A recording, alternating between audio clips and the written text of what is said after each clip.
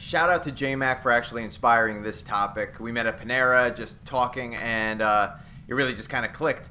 Talking to people about taxes. And now I'm not a tax CPA. Everybody knows that, and I made it very clear that I'm not the guy to come to to do taxes.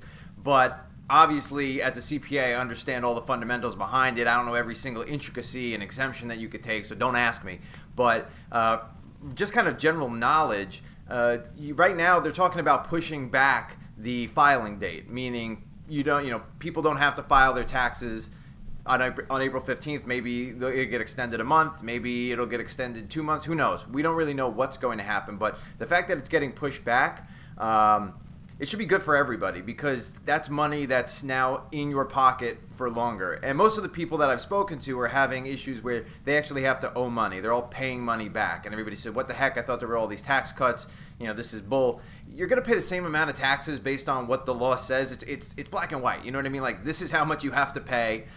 Whether or not it's being taken out over the course of the year at the appropriate amount is whatever. But you should really want to keep your money in your pocket as long as possible, because otherwise you're literally just you're giving money to the government on a loan just to give it back to you interest free.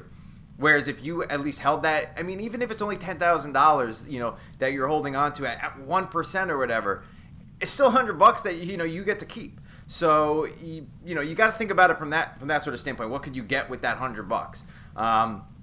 Obviously the market has its own issues, but I mean, the longer that you're holding onto your money, as long as you're putting it aside and saving it and saying, I know I can't spend this because I'm going to have to pay it in taxes, but at least you can use the income that money is generating in the meantime to fund whatever else you can do.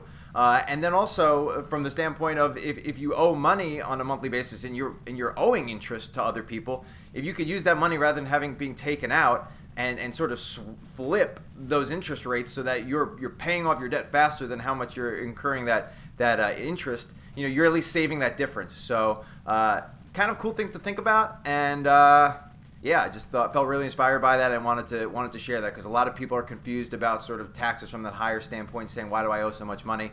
You're going to owe the same amount no matter what, so might as well keep it as long as you can and then give it away at the end.